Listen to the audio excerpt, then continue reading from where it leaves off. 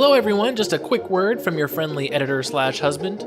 For all of you who listen to So I'm Watching This Show and own an Android device, do me a favor. Go to the Google Play Store and download the Podcast Republic app. It's a fantastic app that allows you to get all of your favorite podcasts directly on your Android devices. I use the app and love it. I can search for the podcasts I want to listen to, select them as favorites, and have them all just a click away. Make sure you set So I'm Watching the Show as a favorite so you don't miss any new episodes. Again, the app is Podcast Republic, available on your Android device. Thanks!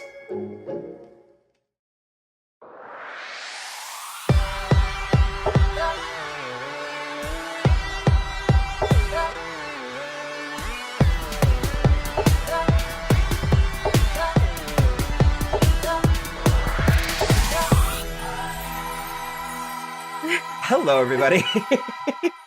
I'm Will. And I'm Kristen. And this is So I'm Watching This Show. On today's episode, we are going to have, I think, a pretty loose discussion, a conversation about Dangerous Liaisons and also Cruel Intentions. But just as I was preparing for the episode, I saw the movie Valmont, which I remember, only once I saw it did I remember you telling me about it. Yeah.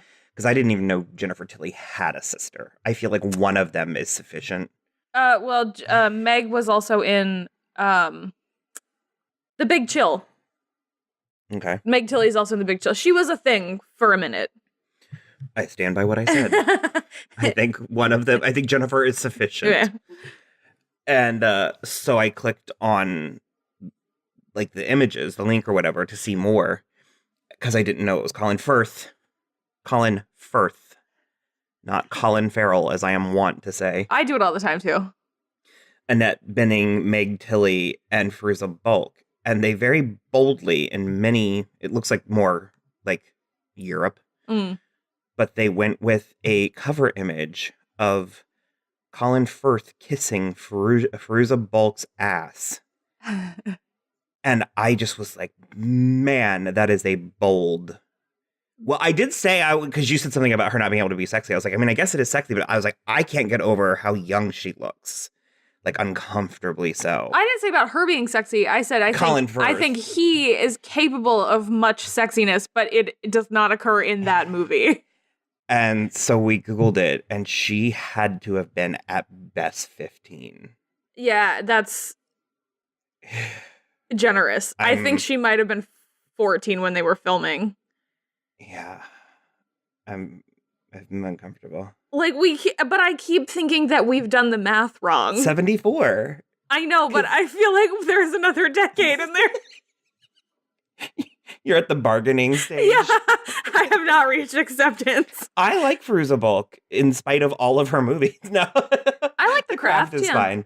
Because I was like, she looks like she just got back from Oz. And you were like, oh, she was in an Oz movie. And I was like, I didn't know that. Yeah, Return to Oz. It's real bad. I've watched it. I saw it as a kid and it scared me. And I saw it again when I was 21 and it scared me. It's a lot. It was a Disney movie, weirdly, and they paid a shit ton of money for the ruby slippers. Oh, okay. And it did not do well. It's more like the books. She's like, Dorothy's like childish, and the things look... She's like 10. And the things look like they are in the books, not the MGM version. Sure. So why they bothered to pay for the ruby slippers, I have no idea. Because they should have been silver. Yeah, but... It's like the thing I remember from it is the witch. She's beautiful. She's more like a queen. And the costume was stunning, but she has this weird metal Elizabethan collar. Mm-hmm. And it's where she like unscrews her head. She takes it off. Yeah, that's weird. And she has a gallery. It's terrifying. Yeah, that's really weird. Because she wants Dorothy's head. Okay. So she has a gallery. It's not in my Oz version because it's not really, it's kind of based on something in the books, but it's like, it's not really in the source material. But anyways, she has a gallery of just all of these beautiful women's heads on like display. It's like busts and stuff. And she goes in and like takes one off and puts another one on, and it's crazy. Yeah, that's really weird. But yeah, so anyways, I started to say maybe I should watch Valmont, but I don't think it's not as good as Dangerous Liaisons. It's not as good as Cruel Intentions, and you didn't like Cruel Intentions, so. I have things to say about Cruel Intentions. It's not as, you always try to boil it down to yes or no. There's a lot of yes and or no but. All right, well, let's get in there. Well, I guess we can all agree, though, Dangerous Liaisons is a better film. Oh, sure. Okay. Well, that's really a good jumping off point. I guess for context, because we usually do this, I find it kind of annoying when other shows do this, but we explain where it like. Oh, sure. And when people, I'm like, I'm not listening to this for you jokers. Get to the point, but. We saw it. You made me watch it. Our fans are listening for us. Well, did it work for those people? No, it never does. I mean, these people somehow delude themselves into thinking it might, but... but it might work for us. It's like it was like in the mid-2000s when Perez Hilton started putting himself on his own website. And it was like, nobody thank you. is wanting any of this. You made me watch it. It wasn't like gun to my head. I was interested, but I was afraid it was going to be boring. Mm-hmm. Not really. It certainly is one of those Merchant Ivory type, but sort of, it's not quite as stuffy. I think it's relatively accessible. There's a lot more sex in this than Merchant Ivory stuff. It's not quite as vulgar as The Favorite, but no, I like these. There's a lot more double entendre as opposed to I like it when she puts her tongue inside me. As I'm sure is shocking to no one, I ended up really liking The Favorite. I just had to acclimate to it. Mm-hmm. Which I think I said in our episode that happens. Many of my favorite movies I have harsh reactions to a first time. This will also be a really hot take in August when this episode is going to definitely air. So yeah, we watched it at my grandmother's house when we were like 18. We had to have been. And I have no memory of that. It's true, I promise. I believe you. Because it was before you were like staying the night, because you just met me at my grandma's house because it was like halfway between our houses. Okay. And I was like, we should just go back to my house, and you were still letting your parents tell me what to do. But and then we watched it again 10 years later. This is a cycle for some movies. Not quite 10 years. We were living in Hemingway. Yeah, so 2008. Maybe 2009 or 10, but yeah, but oh, it wasn't 98. Yeah. You're right. You're right. But so, and I've liked it every time. I think I probably liked it the most this time. But this movie watches a little differently. I don't know if it's my age. I don't know if it's the time we're in. Probably a combination of the two. I think there's a hefty dose of Time's Up / Me Too watching it now where you're like, ugh. Were you having that too, or was it just me? I mean, it would be different if this movie was made today. But this movie is 31 years old. I mean, I think they would pretty much make it. They might change it or alter a few things. I don't think they would change anything because it's the source. But I'm saying they wouldn't adapt Dangerous Liaisons today. I think they would. I think they would. But maybe not this year. I don't think we would be like, we finally got Harvey Weinstein. Let's see what properties we can. No, it might not be the time, but well, I guess the only place that it's really hard is because it's like trying to identify who our hero is. It's one of these where they're all likable, which is funny because they're not. They're unlikable. They're bad people is what I'm trying to say. Well, in that way, it is kind of like The Favorite because you kind of get sucked in with who you're supposed to root for. And then by the end, you're like, oh, shit, I picked the wrong horse in this race. Yeah. Yeah. Because I'm like hard on, for this episode, I'm going to use the actors' names. I can't handle all the French names and stuff. I took French, but I'm not. You don't want the Marquis and the Vicomte? He's the Vicomte, right? Yeah. I just wouldn't know. So I was pretty hard on Glenn Close's side through most of the movie. And then by the end, you're sort of like, oh, right. She's not a good person. Right. And I guess that's sort of the reveal. Considering that I've never seen a version of Great Expectations, it has very much Great Expectations vibes. I've said for a long time that I've read that book, and people are always kind of like, oh my. You read Great Expectations? Yeah, they have that. They have that reaction. I've never read Great Expectations. Well, That's I was why in I'm middle surprised. school, and You've read Great Expectations in middle school? react even stronger. And the thing I always neglect to say until recently is that it was Great Illustrated Classics. Oh, okay. So it was like I don't want to say dumbed down. I thought maybe you're going to bring up Wishbone again. I got the gist from 3 scenes. No, do you remember those, the Great Illustrated Classics? So they are adaptations of the novel. They're just distilled. There you go. Yeah. For a younger reader, and they were famous because there was a picture on every page. And so I plowed through a lot of books that way. And some of them, like The Wizard of Oz, was pretty authentic. Mm-hmm. Where, The Hunchback of Notre Dame. Hunchback of Notre Dame, as I remember, the story's all there. Everybody dies. Yeah. The end.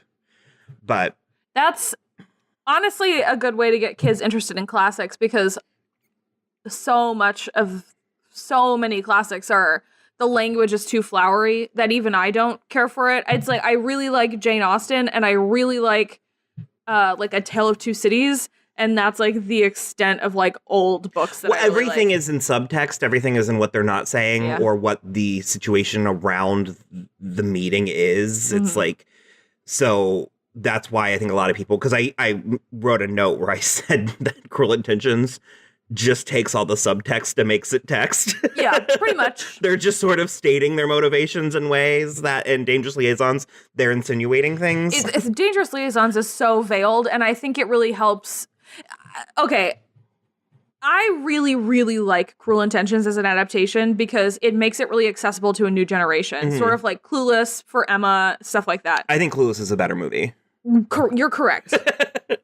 But I really love stuff like that, because what kind of person our age when we were in high school was like clamoring for a like Baroque accurate adaptation of, but so Cruel Intentions is a lot easier, and it had all the hot actors of the day. Well, my second note with Cruel Intentions was I was like, man, I was probably 14. I think I wrote 13, but I was like, I was 14 when I saw this, and that is too young.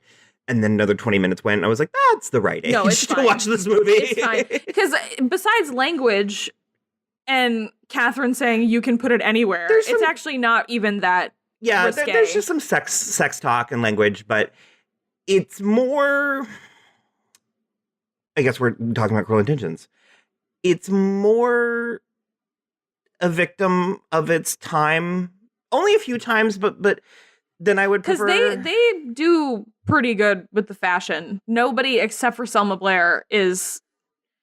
Because it's all like very high end. Oh, yeah. So I think it's like the fashion's not very dated. You were talking about how good the clothes were, and I had a note that said I thought the clothes needed to be way better.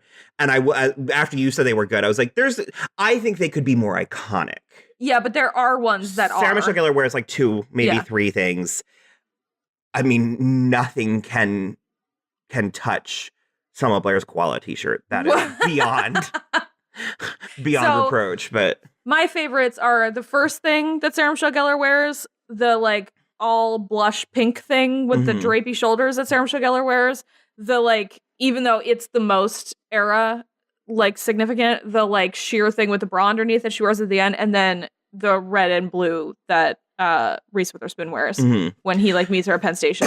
Those ones are my favorites, and everything else is just like, well, all tied for last. Yeah, most everything he wore was terrible. His hair was so bad. Oh. It was not great. At the time, I remember it being like, what a dreamboat. And now I'm like, he's got naturally curly hair, and then it's too long and also too short. It's just like flippy, like it's messy on the sides. And it's like those curls, you need to like they haven't yet formed a full curl.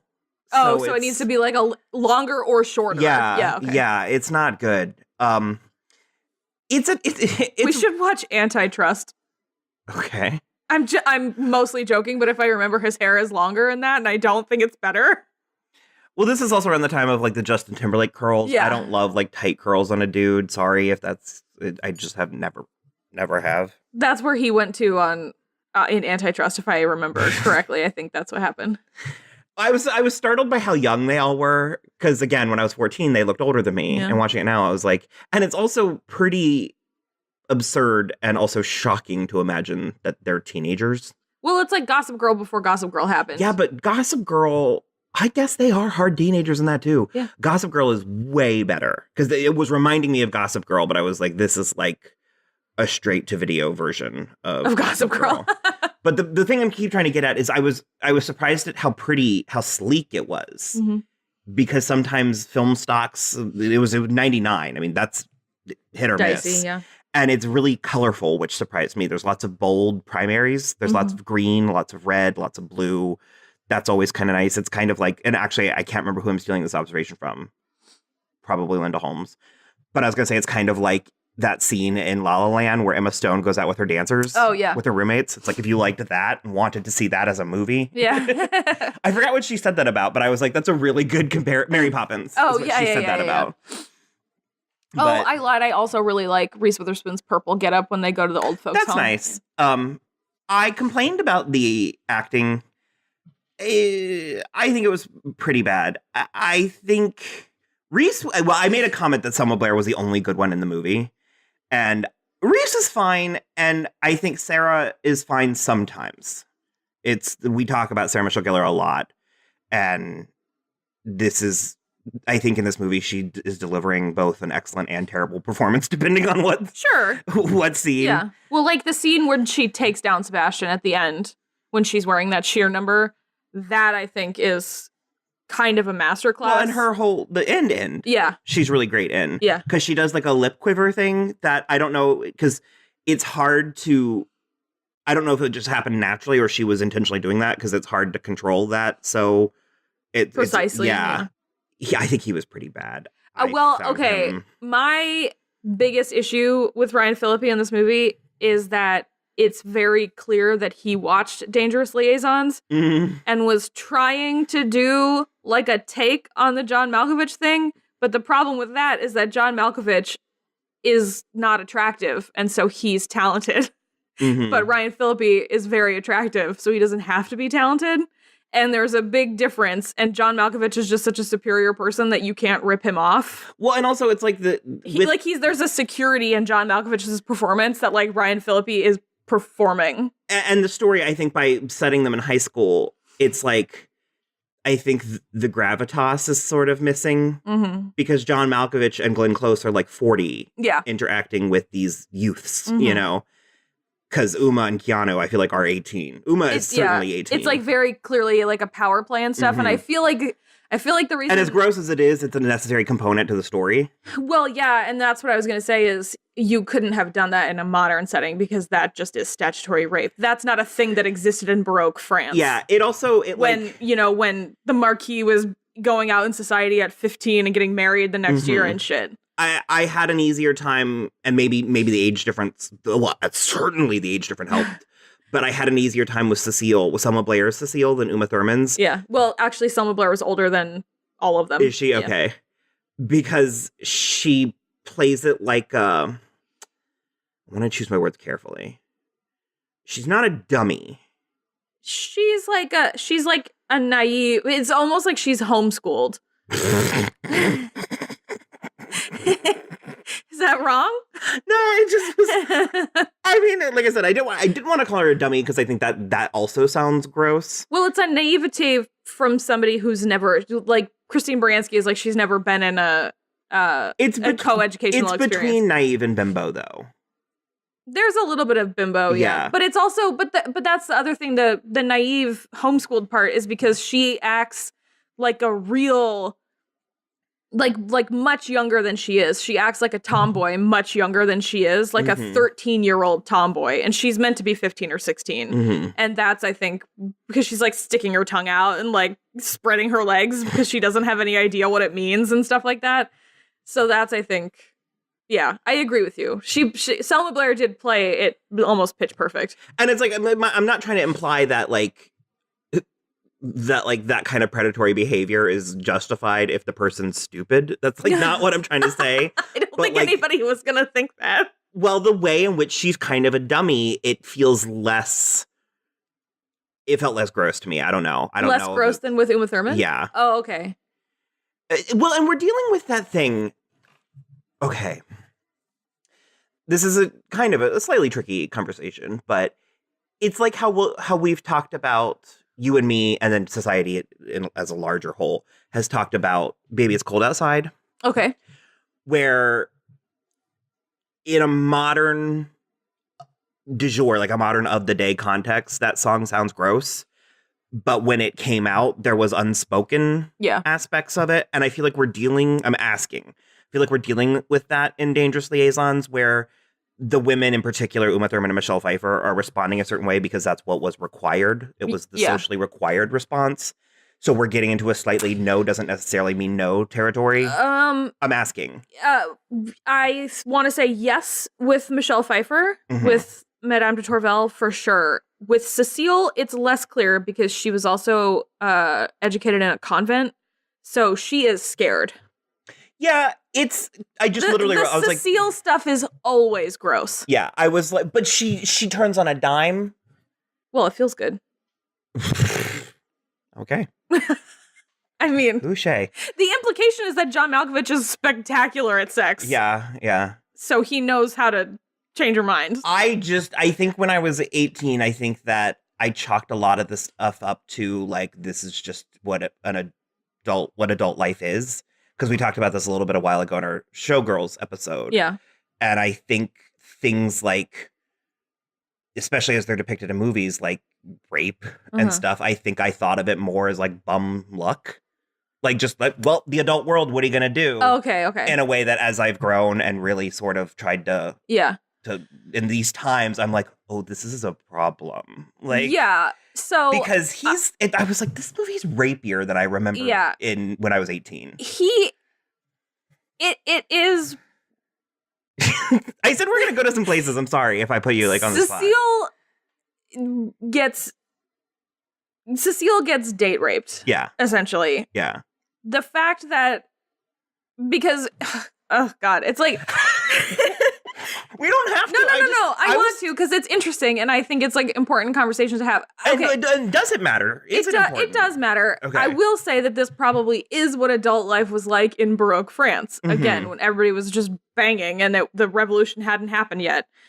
On the other hand, looking at it, and I really try not to, but looking at a movie from 1988 set in the 1700s through the eyes of today is difficult. On the other hand, yes, he really coerces two women into sleeping with him, giving up their virtue, essentially, and sleeping with him when they know they shouldn't. So, and in a way where I feel like we're supposed to be relating and even rooting for him. Yeah. And because the fourth layer to this onion is that me personally, and I think I said the similar thing to you, where it was like, I remember being at 18 being like, I should be so lucky. So yeah, I remember being at Today and thinking I would have totally fucked John Malkovich 100%. Because while I've done this before and I can hear Will already rolling his eyes, I say it all the time. There's a difference between sexy and attractive. We've had this discussion many times. I don't. What? You said I can hear Will rolling his eyes. My husband Will. Because I say it so often. John Malkovich is not an attractive man. I think he is in this movie. Well, he's sexy. No, I think he's good looking. I think he is good looking in this movie. He does wear the wigs well. And the costumes and everything. He has a long face that suits it. I think he's good looking in this movie. But I tell you.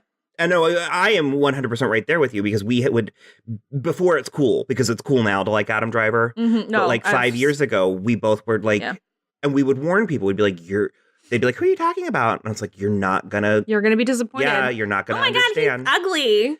Like, that's not the point. We said that. We think he's sexy. Yeah. And people don't understand that there's a difference, and there's a difference. But I also do, I think Adam Driver is attractive and sexy. Yeah.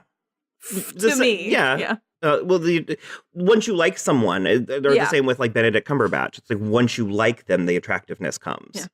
It was difficult that first season of Girls, but I was like, who's this Adonis carved of marble with a kind of weird face who's being mean?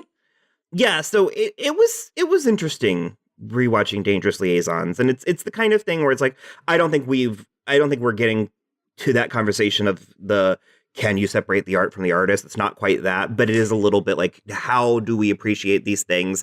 And I mean, I personally am a good compartmentalizer. So that's just sort of what I do. And I, like you said, I'm adding, I'm watching a movie now that I watched when I was 18 that was filmed in the 80s that takes place, in the 1700s. So it's like, that's several layers removed. Right. And I mean, an anti-hero is an anti-hero. It's, I don't know what lines in the sand we're drawing, but. Yeah, I mean, it's one of those things where. Also, he pays for his crimes. He does. That is true. It is a traditional French novel in that way. He does super pay for his crimes. Everybody does. Everybody pays for their crimes. Everybody but Cecile. Cecile didn't commit a crime. Well, true. If we're looking at it in the way that he manipulated and coerced and because I started to say, so who wins? Nobody. Okay. Well, presumably, if it's similar, I've never read the source material, so I don't know, and I don't know what the implication is meant to be. But I guess it's a play. I thought it was a novel. It's both. It was a novel, then a play. Okay. Yeah.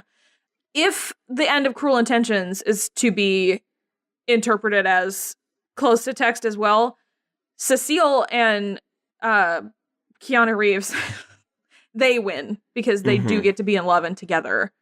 Which is nice. It's very Sweeney Todd that way. Yeah. The innocent pawns get to be I like happy. that. I do. But everybody else loses. Valmont dies. Depending on the version. Yeah, Madame de Tourvel dies, and Catherine / the Marquis is ruined. What is the plot of this story? You can pick either version. I guess Dangerous Liaisons. I obviously follow it, but everybody is related. No. They did the stepbrother stepsister thing in Cruel Intentions. They are just noble. Okay, they're not royalty, but they're nobility. They're nobility. Because he's a viscount. Vicomte. Yeah, it's like a count. He's a count, and she's like a lady or a countess. She's or something. widowed. I assume she's either widowed or her husband is away. I think she said widowed. Yeah. And then she chose not to marry again. And they're old flames. Okay, they are noble and they are like society people. And so what their whole deal is that they just like play with the other people. And sorry, go ahead. They did have an affair at one point, but it ended on good terms. Did it go all the way? Because I always thought that they had never, but then... No, I think they did. Okay. I think they definitely did. So I had a note, that's why I started to say, where I was like this, and it's why people like stories from this time period, it's fascinating because you're very wealthy and very bored. So all you really have to do is dick around with other people. Yeah. Because you can't watch TV. I mean, there's a scene where I think his aunt, whatever her name was, I think she's reading a book and Cecile is sewing. And they're all needlepoint. Yeah, they're all just sort of entertaining themselves. Yeah. With no music or reality TV. And so what they did was just fuck with each other. Yeah. And honestly, I mean, it was the original reality TV. Yeah. So you just had to be able to put a sentence together. You had to do it yourself. You had to be intelligent. You couldn't just So basically it starts off, Glenn Close has been thrown over by her current lover. Okay. And who was Court in Cruel Intentions, correct. But he's not in... His name is Bastide. But nobody plays him. No, correct. And she's been thrown over because he wants to get married to a girl with a convent education, Cecile. Okay.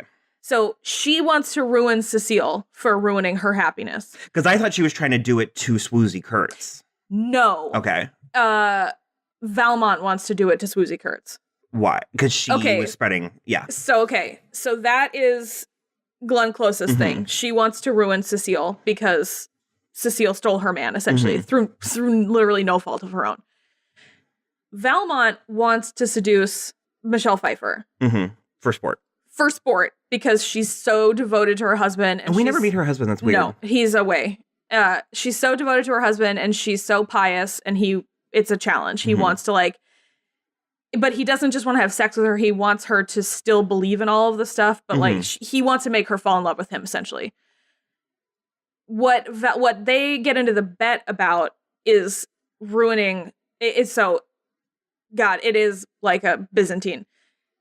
Glenn Close will sleep with John Malkovich if he gets it in writing that he made Michelle Pfeiffer fall in love with him. Yeah. Yes. What ends up happening when he gets on board the Cecile train is when he finds out that Cecile's mother is the one bad-mouthing him to Michelle Pfeiffer. Mm-hmm. So that's how it all intertwines together and how it all gets mixed up in the soup. So then where does Glenn Close get mad? She's like mad halfway through the movie because he actually falls in love with Michelle Pfeiffer. And though she's never in love with him, it's all about the chase stuff. And... She kind of is in love with him. Okay. Yeah. She kind of is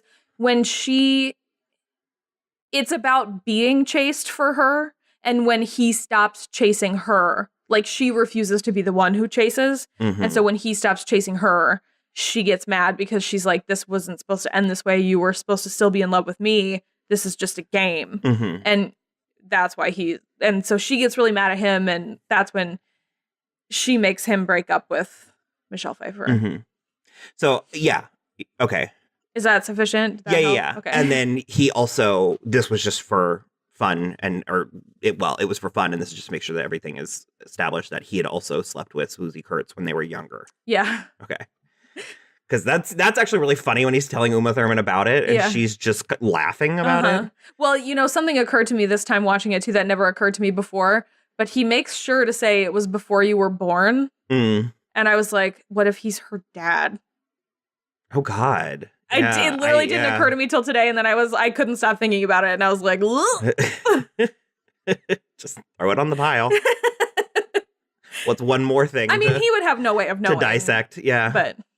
And he gets her pregnant, but she miscarries. Correct. Okay. Yeah, poor Cecile.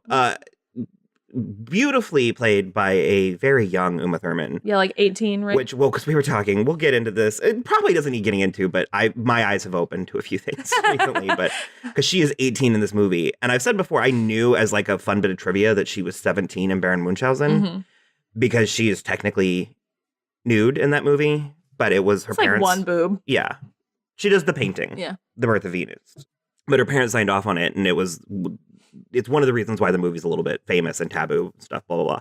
But only as I was like watching all this, because I remember the story was that when Terry Gilliam saw her, he was like, she was the most beautiful woman I'd ever seen in my life. And I was like, that would have made her 16. Yeah. I was like, who casts the goddess of love and desire as a 16-year-old girl? Yeah. That is so gross. Oh my God. I just like, and I mean, she's good in this. It's not a demanding role for her. And I mean, she is very mature. I mean, she is rather busty, and she's pretty busty. Yeah, because we see it. She's the only one we see too. I was like, oh. But because I could have used a little bit more. She'd already done nudity, maybe, and I feel like Glenn Close by that point was old enough to be like, nope. Well, even we don't get anything from John Malkovich, but he's not nude. It's fine material. No, I think he's pretty hairy, but like not in like a cute way. Okay. I mean, if I was like, nah, fine with that. No. So I'm trying to think if there's anything else. Oh, also, well, yeah, this is just more of a note that I wrote, but Glenn Close has a line where she says something about being married when she was 15. And that's also in the story's defense. They did that more. Because that's what I was starting to say was I was like, I know that the age of 18 in modern society is just sort of, it's not that it's arbitrary, but it was just like a decided Well, it's relatively new, and it's mostly American. Okay. Europe, like, you graduate high school at 16 in England. Okay. And then you go to college, and then you go to university. Okay. Well, because, like, historically, the numbers for adulthood have been 13, 15, and 16. And then they added 18, and I feel like 18 is a pretty solid place to stick to. Yeah, but that's the thing is, like, it feels solid to us because that's what we've always known. Yeah. Also, if I'm wrong about the England thing, I think we have a couple listeners in England. Please let me know. So the Glenn Close, she says something about, like... She came out into society at 15, but I think she married pretty close after. And so as I was thinking, I was like, not unlike how we talk with celebrities and stuff, I was like, God, that would have kind of arrested her at that age. Yeah. And so it makes some of their scheming and plotting and stuff make more sense. Yeah. Well, and he's just like a dandy. Yeah. Like, he doesn't have a occupation. So it's the same way. It's like it's like arresting somebody when they had like unlimited freedom. It would be like a 16-year-old girl and a 20-year-old boy. Yeah, exactly. It would be like arresting us the last time that we like when we were 17 or 18 when we had still, the like protection of our parents, but if we had just gobs of money and a castle. Yeah, we would have been frivolous. Yeah, for sure. I would have made some decisions. Wow, interesting. Wouldn't it be incredible if there was like a retreat like this for like 2 weeks or something? Like a LARP? You can do that. Yeah. Oh, yeah, but... There are things that do, like, period-accurate LARPs. Really? Yeah. That sounds like fun. Because this was reminding me a lot of Marie Antoinette, which that was PG-13, I think. I don't think it's rated R. Oh, really? There's no nudity. Yeah, we see her boobs all over the place. No, you don't. Behind sheer nightgowns. Oh, is it rated R? Maybe you're right. Sofia Coppola, too. I don't know that she's ever met a PG-13 movie. Okay, hold on. I think you're right, though. Well, it doesn't say. Although it only... Actually, that checks. I was going to say, it only has a 54 on Rotten Tomatoes. No, PG-13, 2006. Really? Yeah, I think it could have benefited from an R rating. It's really weird how strong John Malkovich is coming on to... Because... Oh... Yeah. The way they play the games is funny because I guess people were more, they were equal parts more sincere, but also more sarcastic.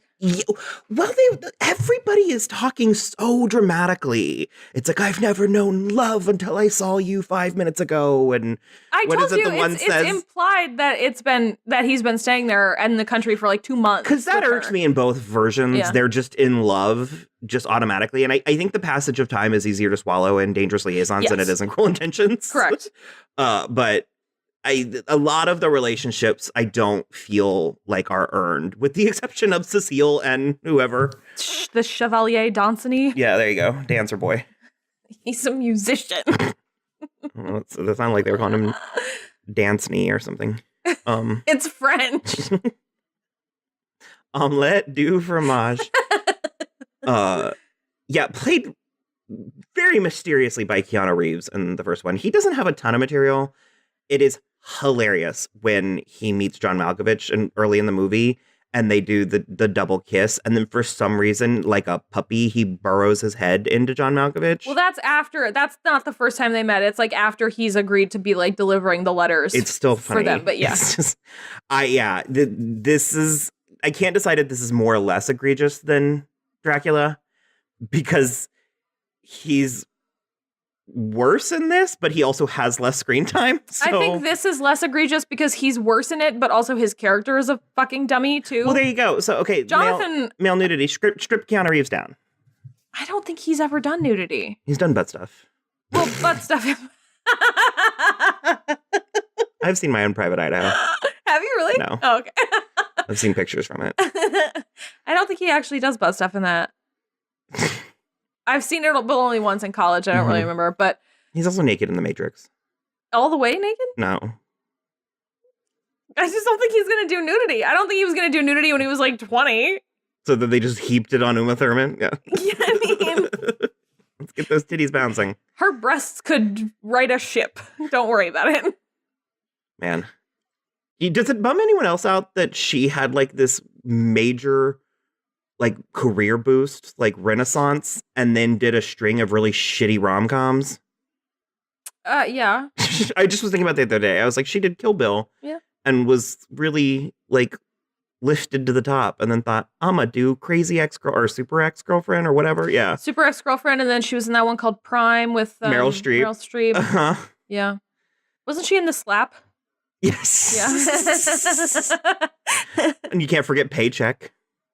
A paycheck for both of them. No, Paycheck. The movie with Ben Affleck. Yeah, a paycheck for both of them. I didn't understand your joke. I was like, I said what I said. Do we want to talk about Peter Capaldi? It doesn't matter to you, but yeah, I was like, I have nothing riding on it. I didn't know who Peter Capaldi was the last time I watched this movie. Mm-hmm. And now this time he's like he is John Malkovich's like footman or whatever. And so I was like, I recognize that voice. And then I got a good look at his face and I was like, that's fucking Peter Capaldi right there. And I looked it up and it definitely is. And I thought it was hilarious. I was trying to think if there was anything else from Cruel Intentions. It is a little dated with the gay talk. Oh, yeah. Well, I find it hilarious because at least I was instinctively waiting for Sarah Michelle Gellar to call him gay. She's like, oh, he's gay. But she goes, he's a fag. Yeah. And then later, she says both fag and queer. They were both hilarious to me. It's another thing where it's like context because the way that all of them talk, even Joshua Jackson, talk about it is kind of. That has always been one of my favorite line deliveries is when he calls Eric Mabius and he just goes, Gregory. Well, I think we have that. Don't we have that soundbite? Probably, I think we've done this before. We did it in one other episode. I don't know. I've always loved Joshua Jackson. I know you are very mixed on him. I've loved him since Mighty Ducks. And so I'm like a sucker for him all the time. And I just, that line delivery was golden. It's funny because it's like we've talked a little bit, especially in our early episodes, we talked about how, as an adult, I've been like reevaluating a lot of things and my sexuality and all that. When we talked about Call Me By Your Name and a few Henry Gamble, everything.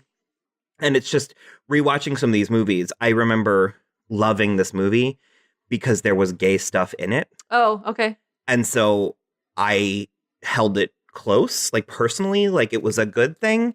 And rewatching it, I was like, oh, this is kind of damaging. Yeah. And I was internalizing a lot of this stuff in ways that it's like, I felt like I had to lean into that kind of abusive language and treatment in order to prove I was worthy of being taken seriously. It's not good. And so watching some of these things, I'm like, oh, that's where I got all of that damage that took me 10 years to ride out. We've all grown. Yeah.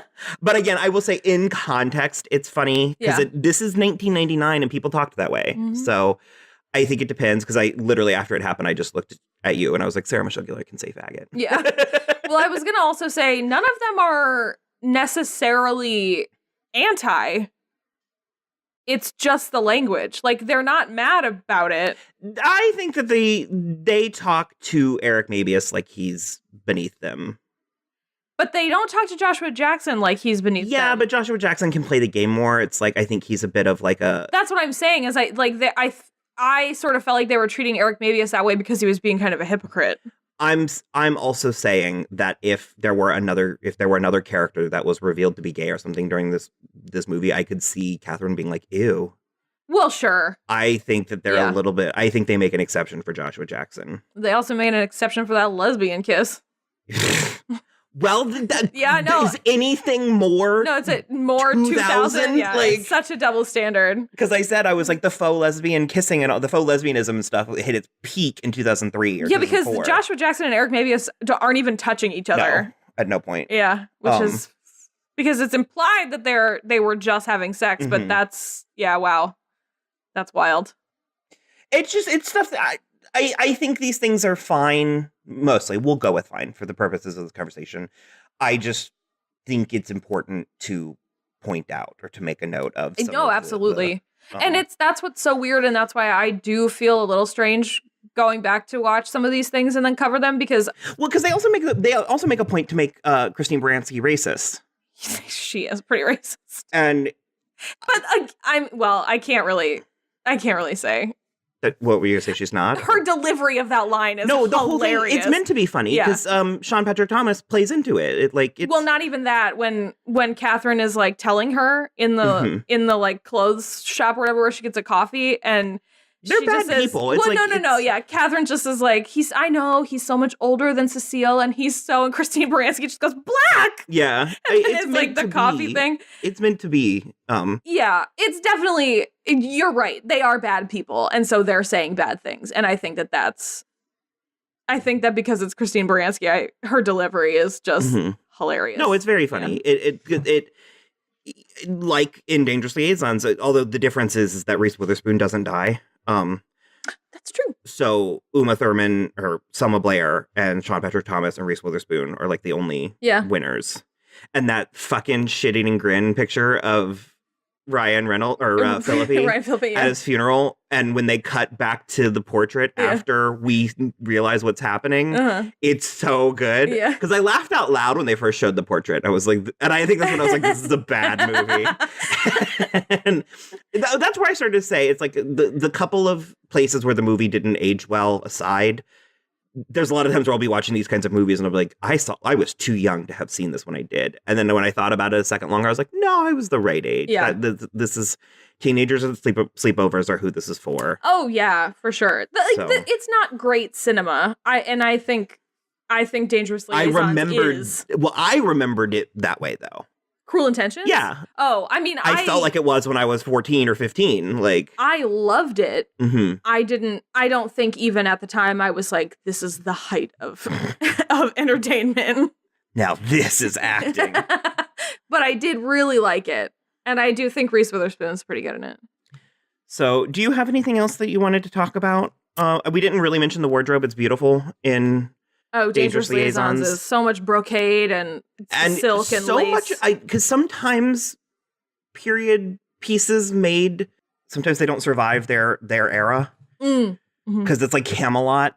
There's so much like shiny polyester and lame and stuff in Camelot, which was made in like 59 or something. Yeah.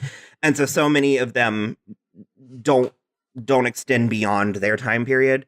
You'll look at this and be like, is this like 1700s by way of blah, blah, blah, blah, yeah, blah? Yeah. And this does a really good job. There's a couple of them that I think smack a little bit of the 80s. But even then, I think all of them were Michelle Pfeiffer. Yeah. Mm-hmm. And later, Glenn Close makes a comment about her style. Yeah, I see her writing is as bad as, or she writes as badly as she dresses. So I was wondering if that was kind of intentional. It could have been a little I really do think Coppola's Marie Antoinette is the height of costuming for this this period. won an Oscar. Yeah. Yeah. So Dangerous Liaisons won an Oscar. Mm-hmm. I think, did Marie Antoinette not? I don't know what it was nominated. Okay. I don't know if it won. It was one of the ones that kind of underperformed a little bit across the board, but now I just want to watch it. Do you want to throw it in our pile? Yeah, sure. I guess I will. I was going to say, I guess I'll close with this, but it's not really. I've already botched this. It's not worth it. Well, I just wondered if you had anything to say about Skunk Anansi. Oh my God. No. What? Skin and Cass and Ace? Hold on. It's the song that, because I was going to say play us out with Bittersweet Symphony. One of the greatest songs ever written. I will that also. And Loveful. I want to shout out that Cruel Intentions has one of my very favorite songs ever, which is oh yeah, it's fine. Colorblind by the Counting Crows.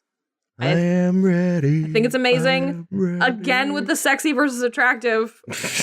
that one is just you. It's just me. I think Adam and Courtney Duritz, Cox and Jennifer Aniston. I think Adam Duritz from the Counting Crows is so sexy. I think he's got one of the best voices I've ever heard. No, that's a good song.